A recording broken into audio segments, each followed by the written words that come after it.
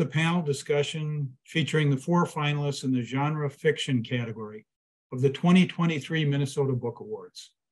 The awards are a program of the Friends of the St. Paul Public Library in their capacity as the Minnesota Center for the Book. This year's awards are sponsored by Education Minnesota and the genre fiction category supported by the generosity of Macalester College. I want for yours to know that you're among friends who are fellow lovers of books and the wonders of reading.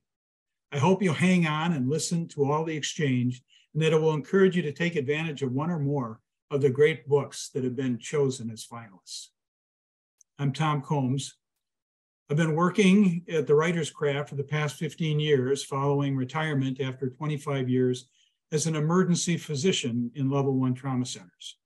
I released 4 books in a medical suspense thriller series that features headlines-grabbing topics that affect us all, as well as murder, crime, corruption, and authentic medical action, and stories peopled by ordinary characters who face incredible challenges. My last book was a finalist in last year's Minnesota Book Award in genre fiction. As we start this discussion, thanks to the Friends of the St. Paul Public Library and the organizers of the Minnesota Book Awards, we want to share thanks to the Dakota people, who are the indigenous keepers of the land on which most of this panel are participating from today. This land was reserved for the Dakota in the Treaty of Traverse des Sioux, signed with the United States in 1951. It remains sacred to them today. We also acknowledge the Ojibwe people, fellow indigenous inhabitants of this land. The Dakota and Ojibwe people are the original stewards of story in Minnesota, and the Friends of the St. Paul Public Library honor this tradition and the knowledge and values embedded in it as we all work together to lift up storytellers in our state. For this latest installment of the Minnesota Book Awards, this Meet the Finalists series, I'm pleased to be joined by Jess Lourey, author of The Quarry Girls, published by Thomas and Mercer; Marcie Rendon, author of Sinister Graves, published by Soho Press; Andrew DeYoung, author of The Temps, published by Keylight Books, part of Turner Publishing Company; Brian Freeman, author of The Ursulina, published by Blackstone Publishing. Let's get started, and let's meet our truly gifted authors and learn a bit about their outstanding books. I'll give a brief introduction to each author, and they can respond to an opening round-robin question that they can answer in turn. Thereafter, we'll go back and ask 1 or 2 author and book-specific questions of each of the finalists. I see my position as moderator as that of someone who is passionate about writing, hugely appreciative of the wonders of reading, and after the pleasure of reading each of the finalist books, a big fan of these authors and the writing gifts that are evidenced in each of these books. I'm going to start with Jess Lourey, the author of The Quarry Girls. And this will be our initial round robin question, but I want to just mention a few of the awards and recognitions that that Jess Lourey has attended. She's a multiple time best-selling author, an Edgar, Agatha, Anthony, and Lefty Award nominee, a tenured professor of creative writing and sociology, and a leader of writing retreats. She's also the recipient of the Loft's Excellence in Teaching Fellowship. She's a Psychology Today blogger and a TEDx presenter, and is also been both Edgar and Goodreads Choice and Anthony Award winner. The round robin question I have is, Jess, what is it about writing that provides you satisfaction, however you care to interpret that word? And what particular gratification did The Quarry Girls deliver? In other words, why do you write, and what inspired you to create these unique characters and this story? Yeah, thank you for the question. First, I did not win the Edgar or the Goodreads Choice Award. I was nominated. And Those fools. It was an Those honor, fools. right? So it should be Goodreads Choice and Edgar Award losing author is more accurate. Did you win the Anthony? I won the Anthony a couple times, as well as the ITW Thriller Award. Oh my gosh. Yeah. Fantastic. Thank you. And after reading your book, I understand why. Thank you. And thank you for all the work that you put into reading our books and coming up with these questions. And I definitely want to thank the Minnesota Book Award folks for this honor. Marcie, Andrew, and Brian are three of the most talented writers out there. And to see my name up there with them is quite a thing. And so to your question, what gives me satisfaction in writing? And for me, and I talk about this in my TEDx talk, for me, it's a very personal exploration of whatever I'm struggling with in life at that moment. And I think it's very healing and very powerful to put my trauma, put my experiences, put the wisdom I have into every story I write. So with the Quarry Girls, it was set in 1970 St. Cloud, and there were at the time 2 and maybe 3 serial killers operating. I was a child in St. Cloud in the 70s, and it was pretty terrifying. And sometimes it wasn't, of course, right? Because kids are only so aware of the world around them. So sometimes it was fun, there was playtime, we would walk to the pool, but other times there would be police prowling the neighborhood and we would never quite know why. And so when I got the idea for the Quarry Girls, it was really important to me to kind of cohere all that fear I felt in the 70s into a story so that it did not weigh so heavily on me. Oh, that's fascinating. Mm-hmm. and sad, but it sounds like it was a healing experience, and the power of it came through in the writing. Thank you. I very, very much enjoyed it. Thank you. Okay, well, thank you, Jess. Next, let's ask Andrew DeYoung question. Andrew is an author and editor who lives in St. Paul. His debut novel, The Exo Project, was a winner of the Minnesota Book Award and is again now a candidate with the Temps, which is an outstanding book. Greatly enjoyed it. And also I understand is being worked on as a TV series. And I want to ask Anthony our round robin question. What is it about writing that provides you satisfaction, however you care to interpret that, and what particular gratification did the Temps deliver? In other words, why do you write and what inspired you to create these unique characters and this story? Well, thank you for the for the introduction and for the kind words about the book. And to echo Jess, I'm really happy to be here. Thank you to the Minnesota Book Awards. Just a real honor to be counted among this group of writers, both in this category and across categories. Just such an honor to be a writer in Minnesota at all. And, you know, I knew this question was coming because it's the round robin question. I've been thinking about, why do I write? I've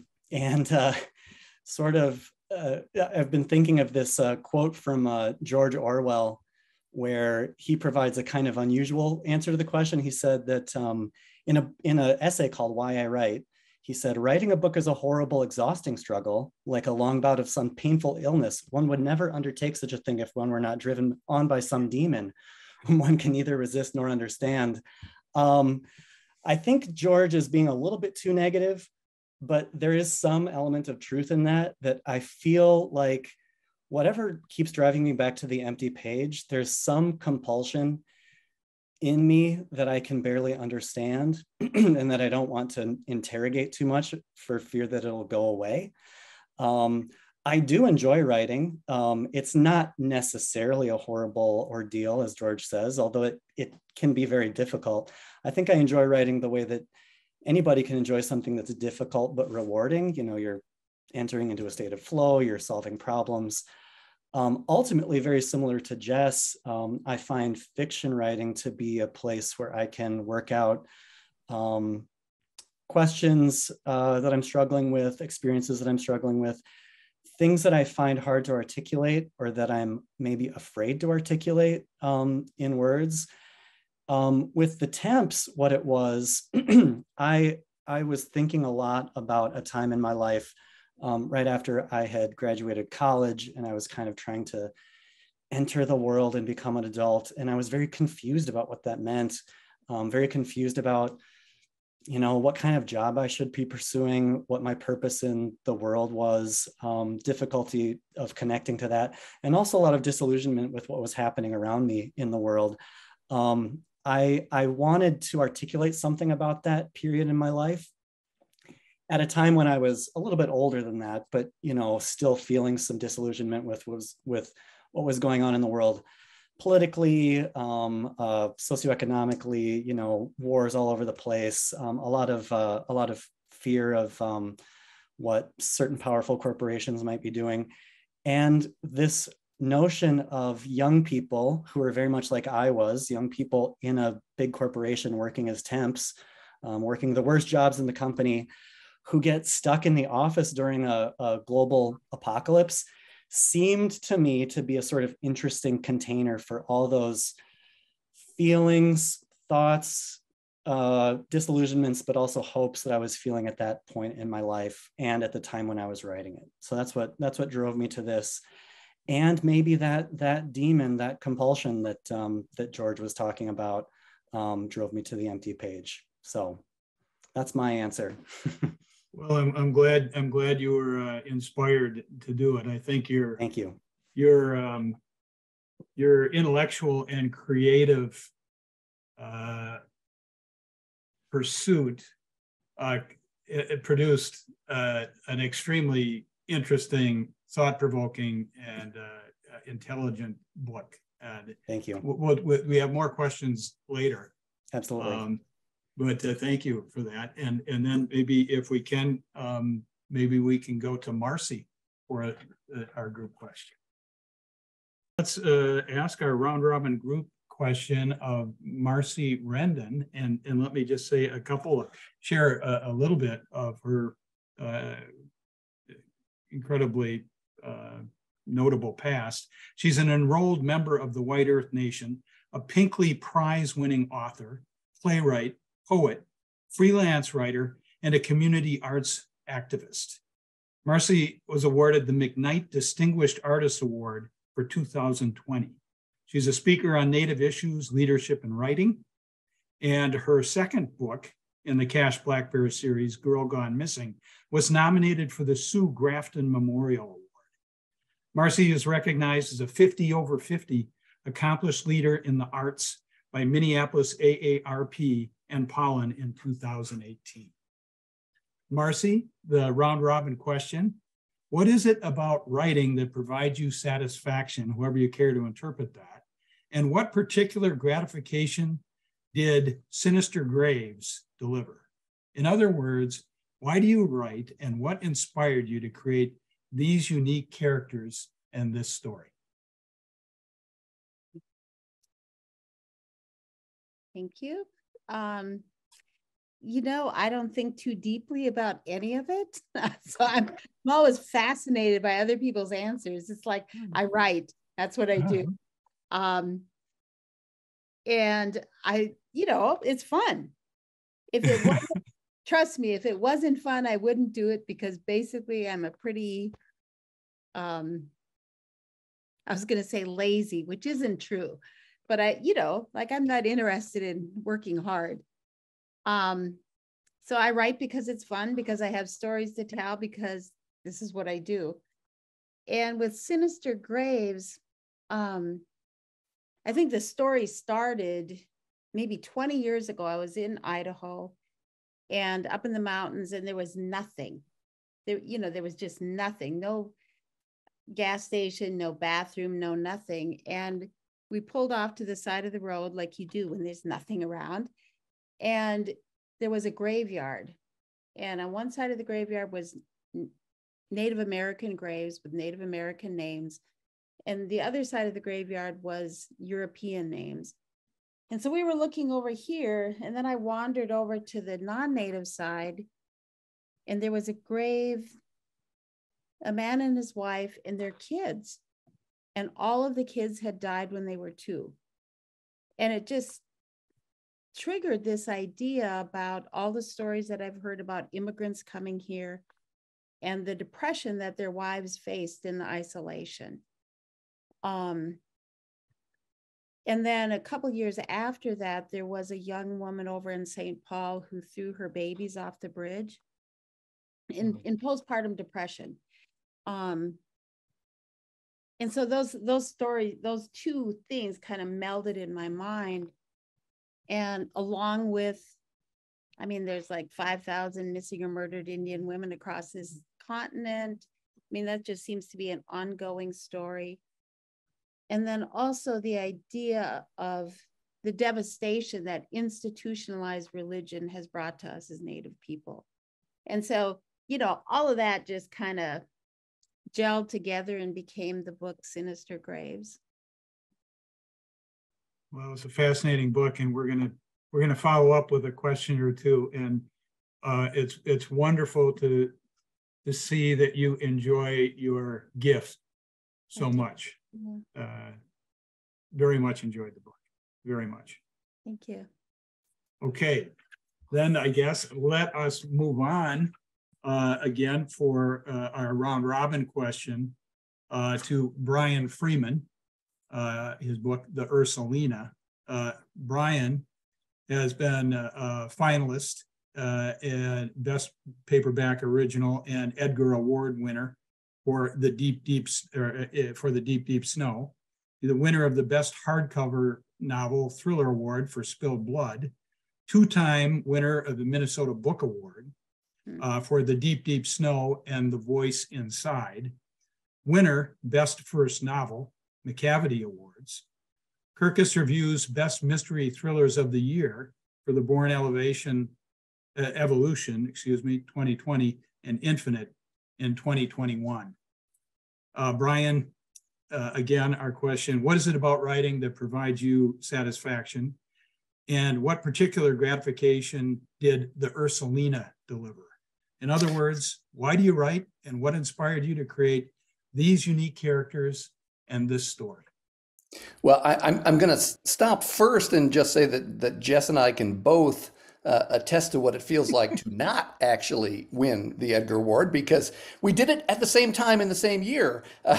So the Deep Snow was a finalist for Best Paperback Original at the same time, but alas, neither Jess nor I brought home the crown. But we still felt pretty good about being up there in that group. So well, maybe let me step in and just say, for both you and Jess, and for all four finalists, whether or not all of you cannot win, but all of these books are outstanding and worthy of an award.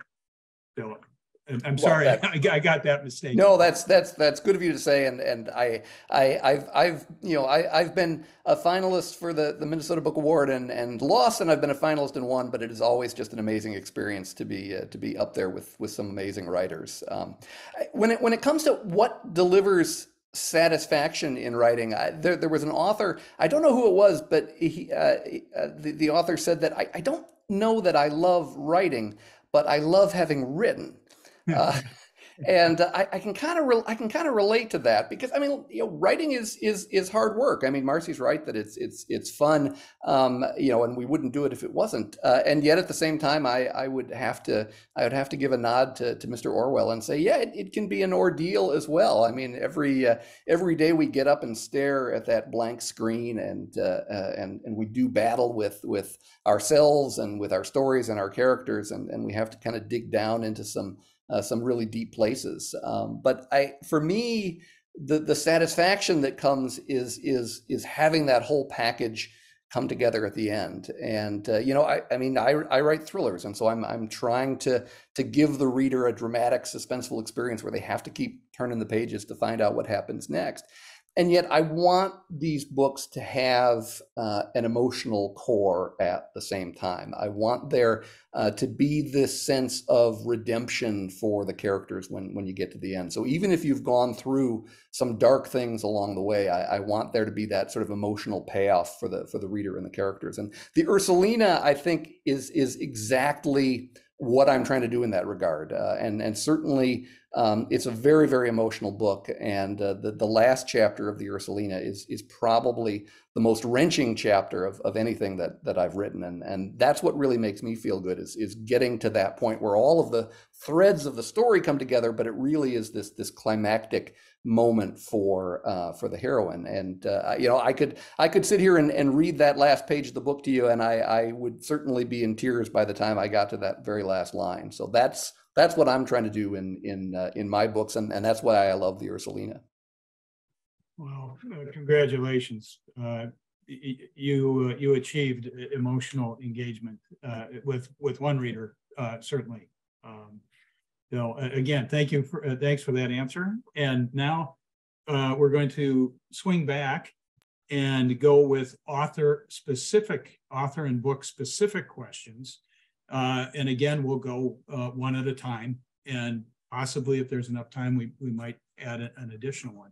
So we can return to Jess Lourey and her book, The Quarry Girls, being the finalist. And I just want to say, as kind of an intro, the story involved a close-knit, friendly Minnesota town in the 70s, and what could go wrong? Well, despite no supernatural forces or otherworldly evil, the suspense and breath-holding anticipation in your thriller, The Quarry Girls, matches that of any horror offering. You peeled back the layers of this normal town and neighborhood in Middle America and revealed a nightmare that swept up a vulnerable group of coming-of-age teen girls, their families, and their community. Secrets and predatory men and boys unleash murder and unrelenting danger. My question is, the primary protagonist, her sister and friends, are so innocent, likable, and vulnerable that as the story revealed the perils they faced, my throat tightened and my stomach knotted. Who and what inspired you in creating these characters, and did you consciously focus writing craft on making your characters so gripping and sympathetic, or did it occur organically? Yeah, that's such a flattering question. Thank you. Thank you. With the characters, they were inspired by actually a group of babysitters who would watch my sister and some other kids when we were younger. And they talked about what was going on in St. Cloud, and not in terms that I could really understand, but I was impressed by their togetherness, by how tight-knit they were. And I really wanted that to be at the center of this book, that even with the terror of the world, even of the terror of a small town, the togetherness of girls and women really can get you through impossible times. And it's ugly. It's not like a Hallmark movie. I mean, it's very much 2 steps forward, 1 step back. But the idea of, if you can overcome the secrets and you can be authentic with each other, you can survive a lot more than you can alone. And I was really drawn by the story of St. Cloud. Like I said, I was living there in the 70s, and I put some of this research into the book. But in St. Cloud, there's a failed car factory, and it became several buildings. It was the Electrolux when I lived there, but it's this great big structure. And at the time it was built, it was attached to a little town called Pantown. It was a Pandolfo vehicle. It's attached to Pantown, and there were 53 houses built. And there's always been a rumor that there were tunnels attaching those houses to the factory. So in the winter, the factory workers could get there without worrying about driving or even walking. And I was never able to confirm that those tunnels existed or still exist as I was writing the book. But I was fascinated by how representative it was of what a small town has always been to me, where there's like the bright sunshine world above, and then there's sort of that dark underground where people go to tell their secrets. And so I wanted to kind of bring it all into light and to tell the story of these girls who, even though it was very, very dark for them, find a way, at least some of them find a way together and out.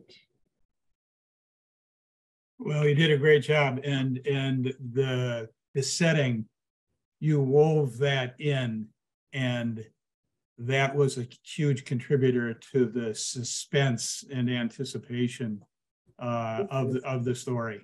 It was another character in the story, as is sometimes said. But Glad to hear it. Yeah, thank you. And again, I don't know if I did that before. We're going to go to Andrew again. I don't know if I had held up his book. I want to do that. Again, part of this is for all you viewers. These books are all available to be read. So I think take a listen, and I think you'll find at least one that you'll want to run out and get. Andrew, I very much enjoyed the Temps, as I said earlier. It's brilliant with a cast of characters and societal observations that are frontline and wickedly on target. The diabolical threats to human life and freedoms arising from individuals wielding massive technologic and corporate power is revealed in a story that is at times humorous, often poignant, and terrifying throughout.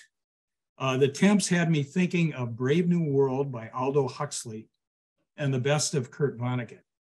And that's not hyperbole. Here's my question. Did you intend from the outset to make the Temps a mix of societal warning, philosophy, satire, and dystopian suspense, or did it evolve through the course of its creation? Were there any particular obstacles that arose during the writing process?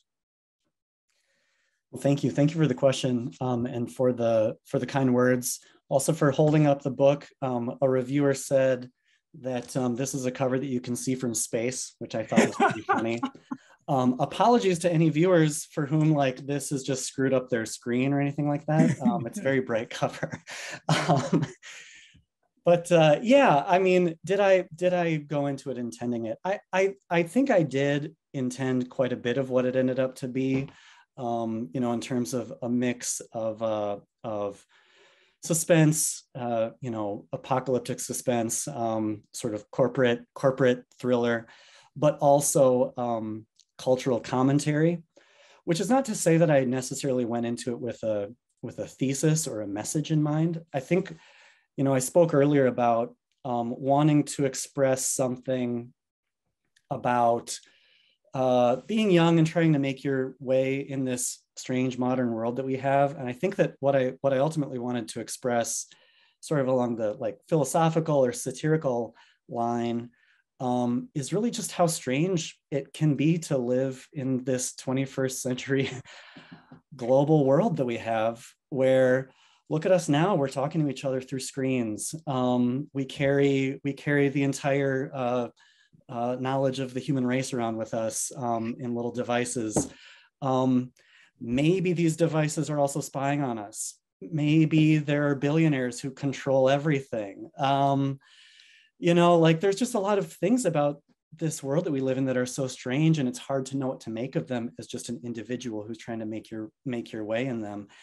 And what attracted me to this post-apocalyptic premise. So the premise is, there are a group of temp workers, they're young folks working for a large corporation of many thousands of people. The temps don't really understand what the corporation does, which is actually kind of something that connects to what I was like in my, 22, 23.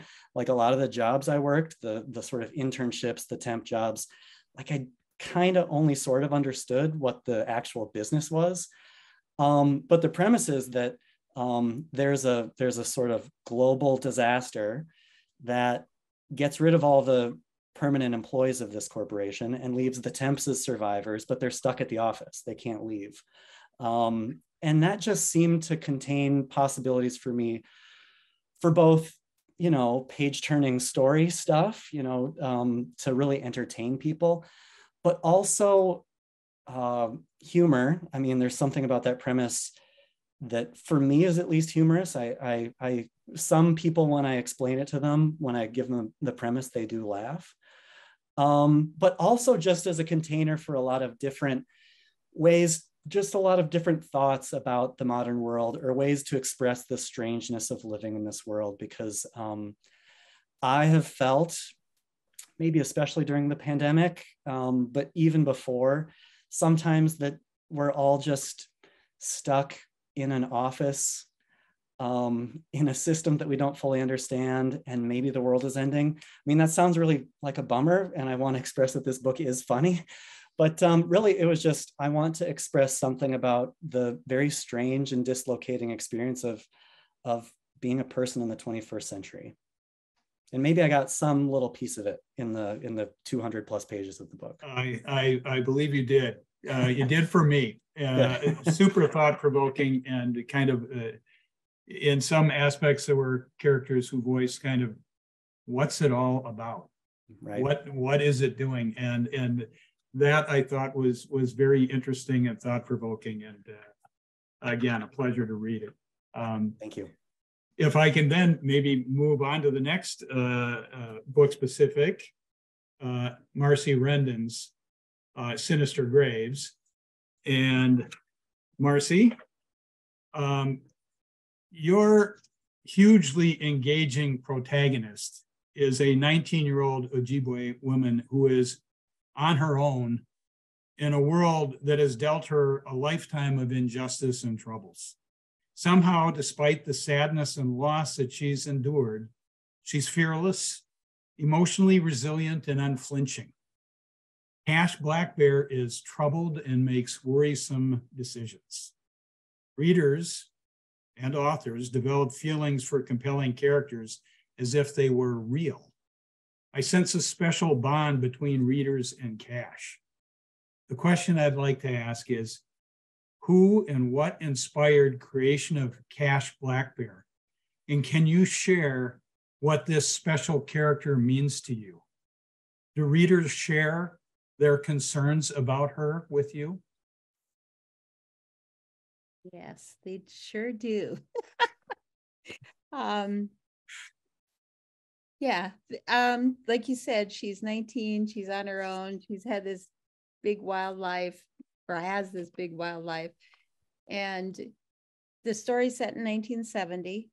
So the fact that she drinks and smokes is really, it was common back then. That's just, that's what people did. But there are two college professors in particular who, when they see me, they say, one says, she's got to quit smoking.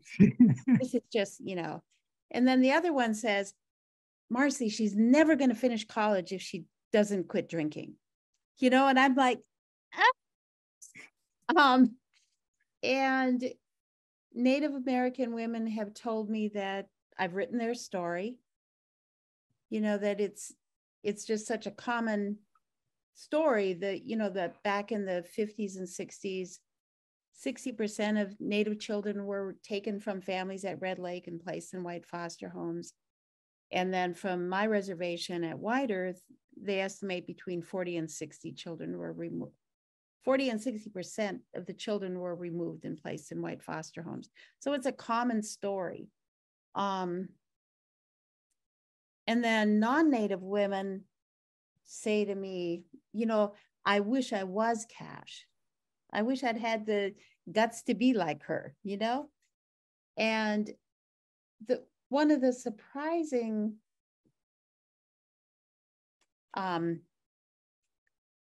occurrences for me is the number of men who have, like, they don't talk to me, they kind of pull me aside after everybody's drifted off, and they want to know if I've driven beat truck, they want to know about Vietnam, they want to know about farming, like what's my experience with farming, because that whole rural Minnesota scene resonates with them. And I think that, like there's the character Cash that people love. They just, they're attracted to her, but there's also something about rural Minnesota and life, the wind on the prairie, the lakes, all of that rural people resonate with. Yeah, I don't know what else to.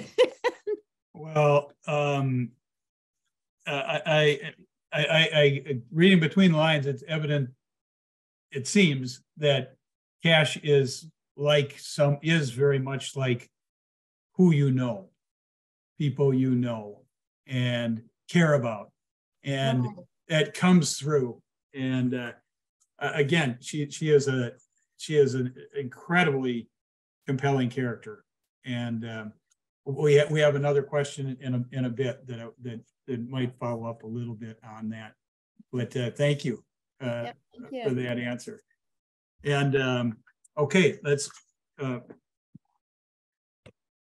next our individual question. Brian Freeman, the finalist book, the Ursulina, and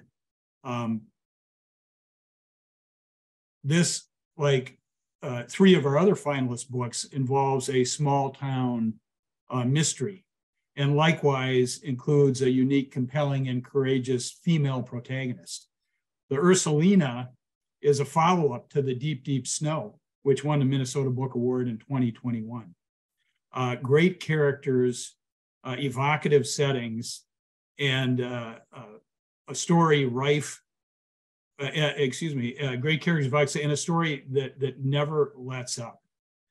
I wanted to ask, Brian, what did you enjoy most about writing the Ursulina, and what was the greatest challenge?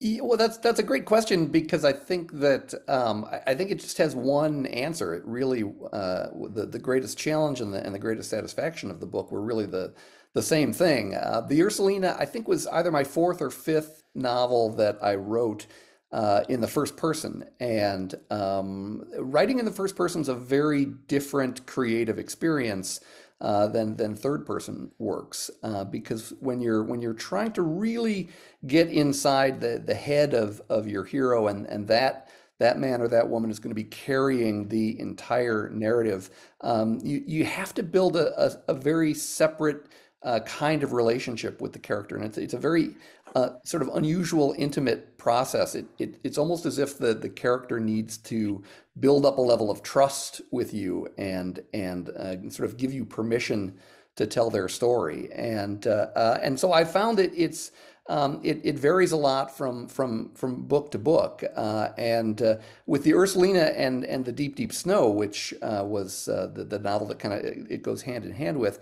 In the Deep, Deep Snow, telling the story of Shelby Lake, that was a very intense, difficult relationship at first, because it kind of felt like in the early days, Shelby was sort of holding out on me and not necessarily sharing her secrets. And yet with the Ursulina, which is told by a young sheriff's deputy named Rebecca Calder, it was a totally different experience, because it felt like Rebecca had so much to pour out to the reader that she couldn't seem to kind of tell me the story fast enough, and so this was one where right from the get-go the two of us were in sync.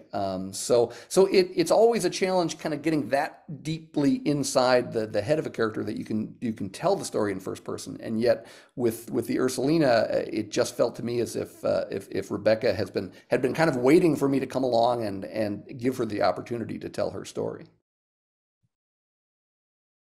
Well, as you mentioned in your earlier, in the answer to the earlier question, seeking emotional engagement, I think that first person approach and your success with it really helped accomplish that in the Ursulina. So again, congrats on Thank you.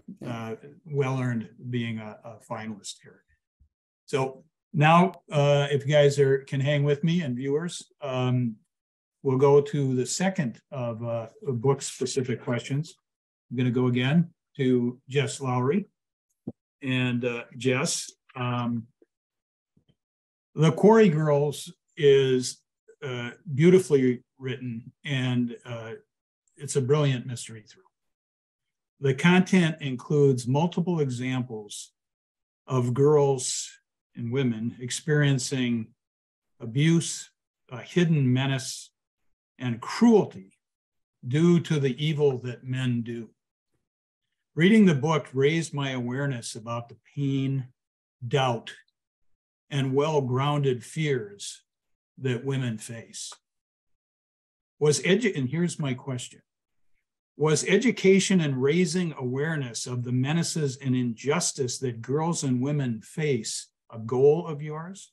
Have you received feedback that the book was too edgy and suspenseful?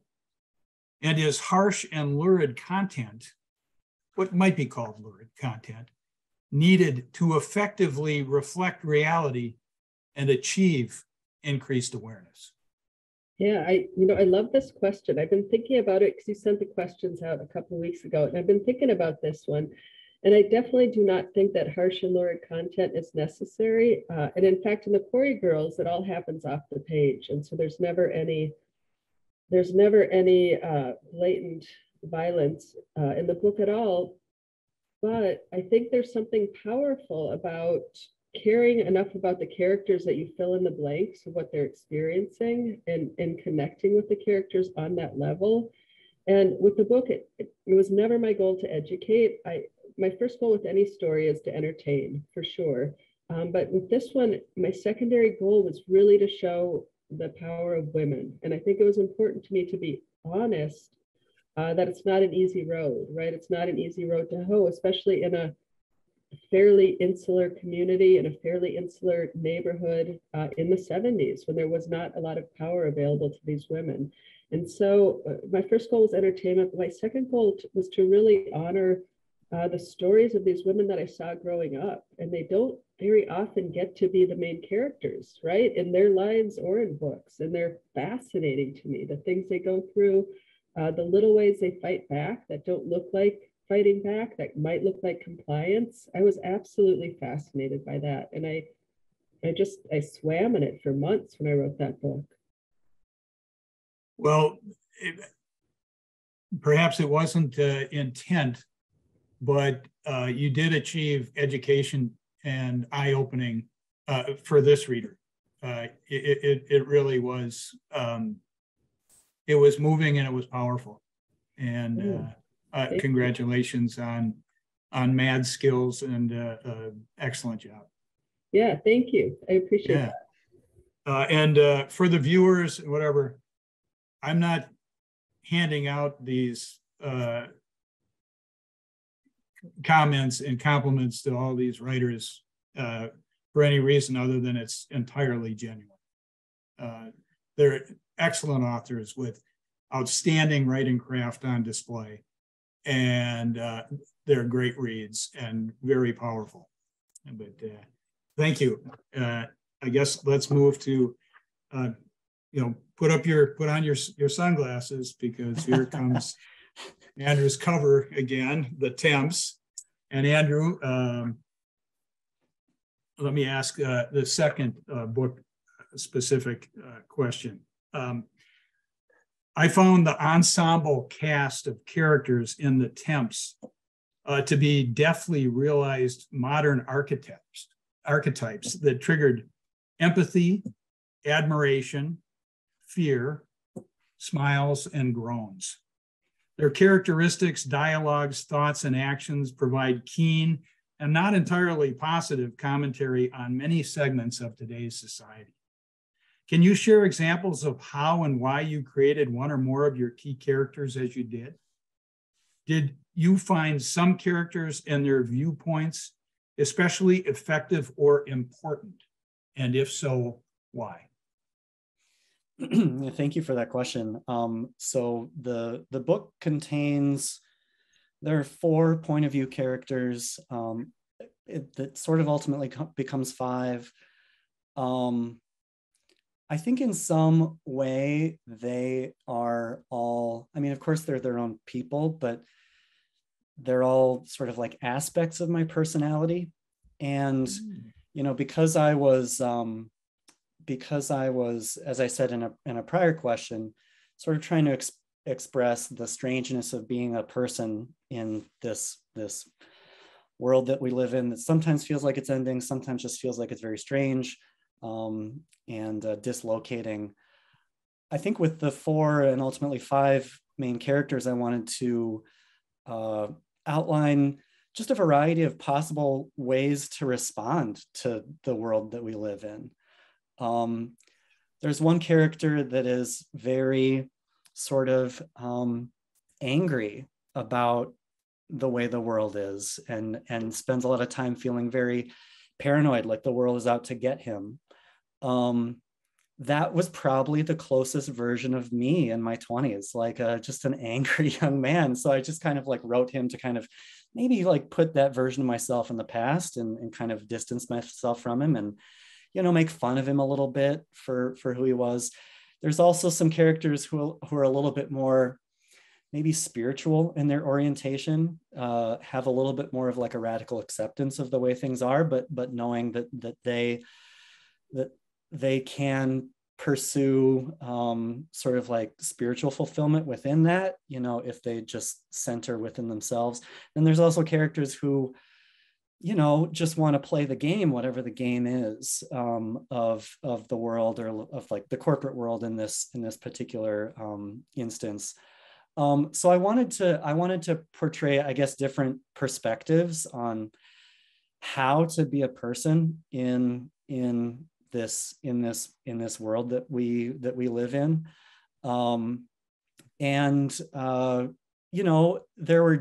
There were different times when I found myself gravitating more toward one or the other, but it was some people, ask me about like, how can you write multiple characters? And for whatever reason, generally speaking, I tend toward multiple point of view books.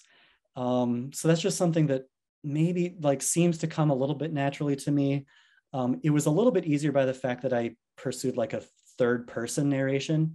4 or 5 different first person voices is really hard for me, but with a narrator kind of standing a little bit outside these characters, getting into their heads, but also commenting on them a little bit from time to time, it was a little bit easier for me to have 4 or multiple characters than it might have been otherwise. Oh, that's really interesting. It's fascinating that they're all parts of yourself, because I found the characters authentic, and it was like, oh, I know that guy, and I know that gal. So very, very interesting, and it did come across to me that each of the characters was presented very honestly, and kind of in an unbiased way. And I think it made it all the more effective. So again, I'm tossing compliments around because they're warranted. Very good job. So maybe let's move for the second book specific question and author specific question to Marcie.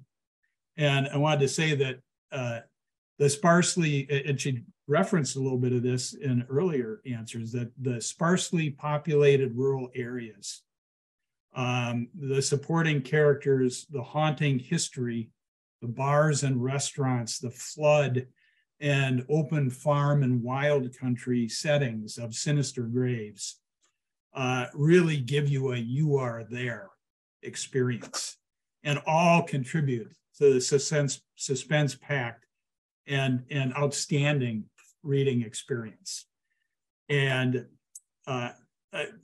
that's just backdrop, but I want to ask and say, I found the pain and loss in Cash's history and that of her people revealed in an understated way, yet with such stark authenticity that it reached me in a way more effective and personal than I'd ever experienced. I found that aspect of your writing profound. Would you care to comment on any aspect of that creative challenge and accomplishment?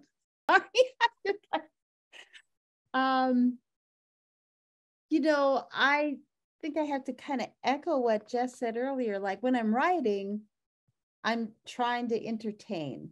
My goal is to write these crime novels that, because it's what I read, people will sit down and then they can't stop reading. It's just turn the page, turn the page, turn the page. And I write what I know. I mean, I can't, I've visited New York, but I couldn't set a story in New York because I don't know it. I can't set a story in Los Angeles because I don't know it. or France. You know, what I do know, I'm born and raised in northern Minnesota. That I know. And so that's what I write. That's the, you know, like you said, that's the people that I know, the people from my community, the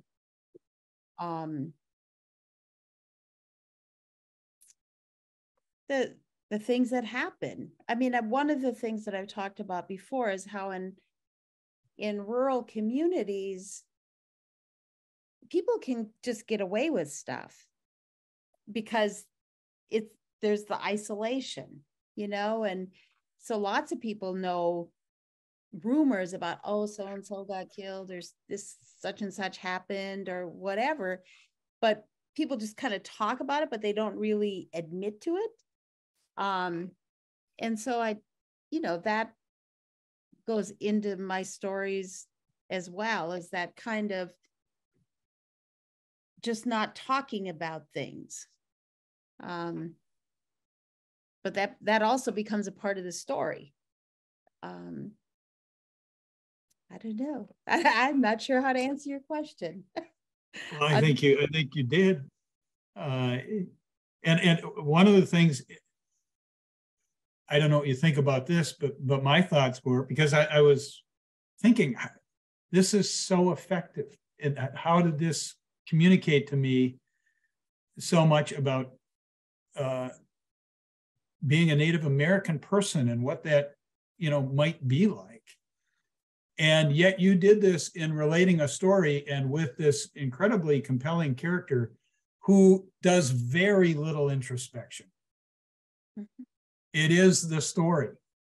And I don't know if that makes sense to you, but you do a very good job of it, and it was extremely, extremely effective. Thank you. I mean, I guess one thing that I would say is that I'm just trying to write a story that'll keep people pulled in and turn the page.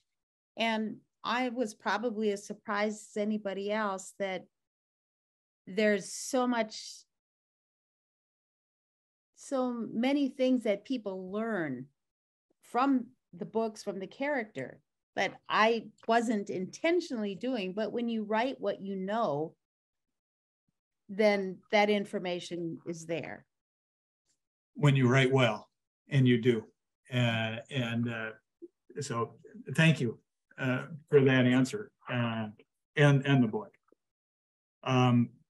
Let's go to Brian for his second question.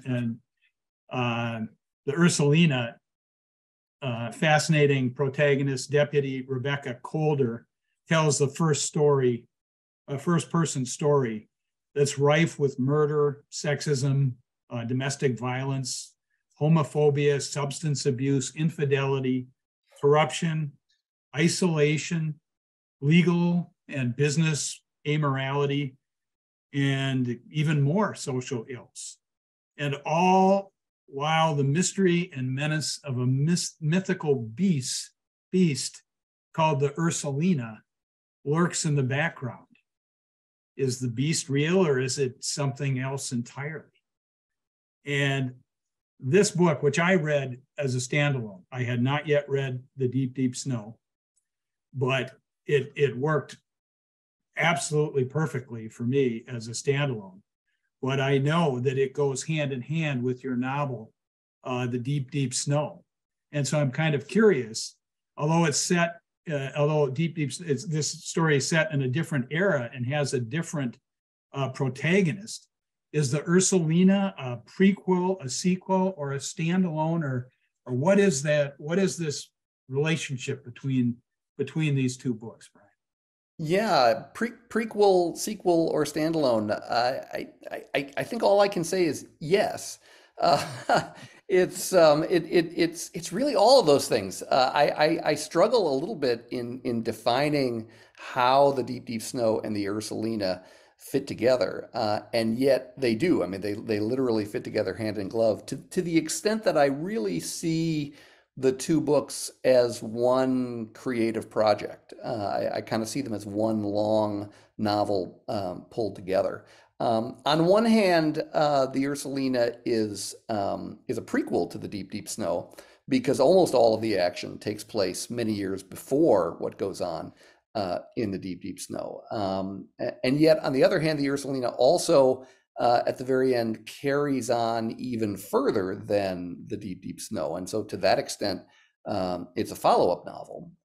And it also obviously has a completely different narrator and to a large extent, completely different characters. So it stands alone, and as you did, it can be read, first or independently. I always tell readers, read the Deep, Deep Snow first, only because I think it adds a sort of an emotional richness to then what happens in the Ursulina when you have the knowledge of the Deep, Deep Snow first. The way I end up summarizing it for people is that the Deep, Deep Snow is the story of a daughter, and the Ursulina is the story of a mother. And in the Deep, Deep Snow, the heroine Shelby Lake does not know who her mother was and was abandoned as a baby. And so this novel doesn't really give anything away to say it really is Rebecca's confession to Shelby, her daughter, of what the events were that led to that crisis at that point in her life, and that's what really sort of brings the whole emotional circle of the two books together. Well, I now have the Deep, Deep Snow on my to be read pile. So very successful in pulling me in. And again, congrats on a great job and finalist status. So Jess, Lourey, if we'll go back to you, my third question is, what do you hope readers take away from having read the Quarry Girls? And has reader feedback particularly gratified or surprised you in any way? Yeah, thank you for the question. So I've gotten more reader feedback on the Quarry Girls than any other book I've written, except for Bloodline, because in Bloodline, it was set in 1968, and I said there was unleaded gas. I can't tell you how many emails I got from people assuring me there was no unleaded gas. Were they all guys? Yes, yeah. I wasn't going to say it, but yep. Yeah, but with the Quarry Girls, I've gotten a surprising amount in their emails, and they're very short emails, and they're along the lines of, I was alive in the 70s, and this is what it was like. Thanks for telling my story. And that is incredibly gratifying, because we start out by telling the story in our heads, right? We start out by telling our story or a story that has shown up for us, and to find out that it resonates with readers, I did find that incredibly gratifying. And then I forgot the first part of your question. Well, that was kind of related. It was what do you hope readers took away from having read the Quarry Girls? Yeah, and I hope, and it is a dark story. It's an absolutely dark, true crime inspired story. And that's why my surprising, to me anyhow, answer is that I hope they take away hope.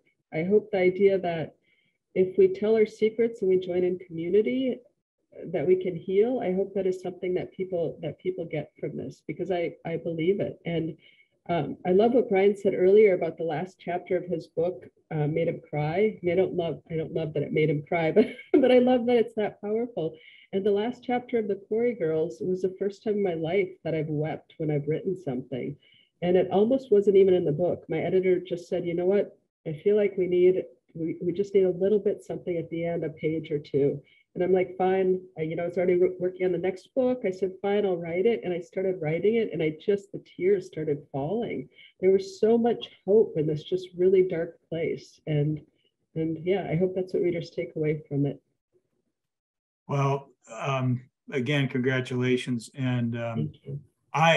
Emotional engagement, I was totally on board. I was the characters you created, particularly the two sisters, there was kind of the dad in me, and whatever it was, don't go there. When you would see them in danger, it was was intense. And that's neat to hear that you kind of hit a home run with so many individuals. Yeah. And of course, all that we got this gas issue straightened out as well. Right? Oh, thank you. Okay, Andrew, again, kind of the same question is, what do you hope readers take away from having read the Temps, and has reader feedback particularly gratified or surprised you in any way? Yeah, I mean, I'm going to partly take a book maybe from Marcie's page from Marcie's book and say, I hope that people have fun. I hope they're entertained. I hope they have that lean forward in their chair experience that we all love to have as readers. The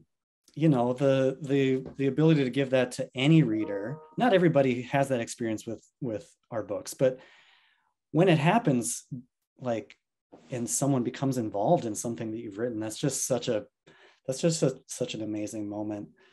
There have been people who, this book was like, yeah, it's pretty good. But then there've been people who will reach out to me and say that I articulated things that I expressed things about, their lives that they've thought before, and they've felt less alone in a way, knowing that someone else felt the same way or had that similar experience. And that's a step beyond, because you've given someone that involved experience, but you've also made them feel less alone. So that to me is the thing. And but at worst, if everybody could just have fun, I think that's a lot of what writers want to give to readers. It's just a good experience. Oh, great, excellent. You did a great job. I really enjoyed it. I don't know if anyone else has mentioned Aldous Huxley or the previous author I mentioned. I've had many people compare me to other writers. One even said it was like a really weird Wizard of Oz, which I didn't think of. As soon as they said it, I was like, oh yeah, maybe. Okay. All right. Well, again, congratulations. Thank you. We'll go to Marcie. And again, third question is, what do you hope readers take away from having read Sinister Graves? And has reader feedback surprised or gratified you particularly in any way?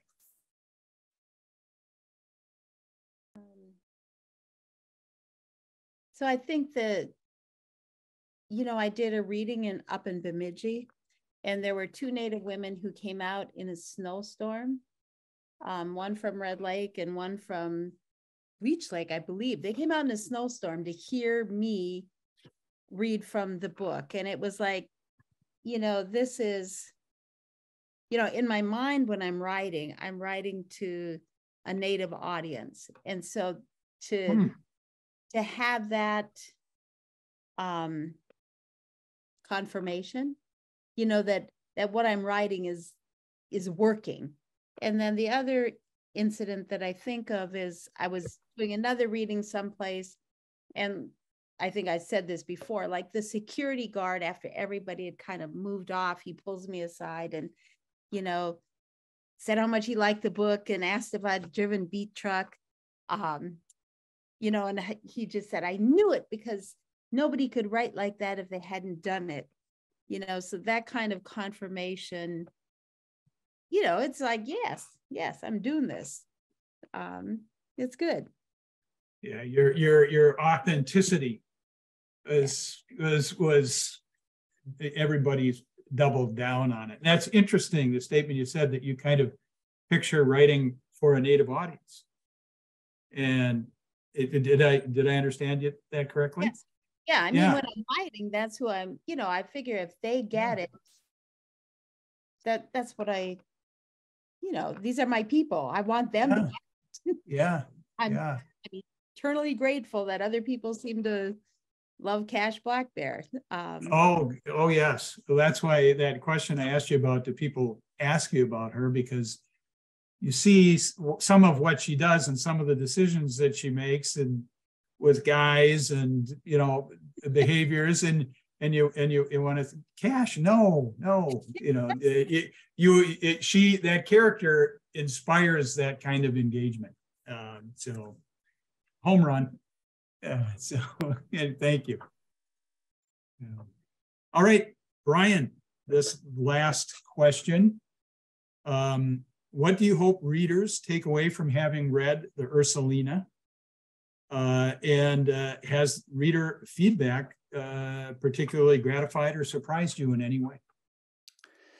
Yeah, I guess there's two things. I mean, whenever I'm writing a mystery, I always want the answer to be, you know, staring the reader in the face the entire book, and yet they don't get it until they get to that page, and they turn the page, and it's like, of course, how did I not see that coming before?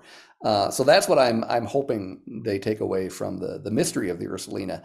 The other side of it is sort of more of a philosophical thing, and I've been pleased by the comments from readers who have felt the intensity of particularly those last scenes. That I want the book to talk about the fact that justice is full of shades of gray, and I think this is a book where you have to ask yourself, can truly good people do terrible things, and if they do, what does justice look like, and what does redemption look like for good people in that situation? And that's kind of the heart of the Ursulina. Yeah, I can really see that theme and that question addressed in there. Great work. Again, I'm just going to say, and this is genuine. 4 authors, 4 books, all excellent. Genre fiction, absolutely demonstrating the best there is in storytelling and writing, and offering people, and I hope viewers will check out the opportunity for some really great reads. I think we have some exit comments here that I want to make. Again, thank you, authors. Appreciate your patience and sharing. Again, as I said, this opportunity for me in reading these books and approaching them, you know, with questions, et cetera, made me kind of look at them kind of again. And that second look was every bit as gratifying as the enjoyment of the initial read. Congratulations. So thanks to you, our tremendous genre fiction finalists, and to all of you watching for taking part in this Meet the Finalists panel. If you enjoyed the talk, you can find a treasure trove of past events archived on the YouTube channel of the Minnesota Book Awards Steward Organization. That is the Friends of the St. Paul Public Library. You can find out more about future programs on their website, thefriends.org. In particular, mark your calendars for Tuesday, May 2nd. That's the evening that the winner in this category and 8 others are finally revealed. Join us in St. Paul at the Ordway Center for the Performing Arts. Tickets are just $22.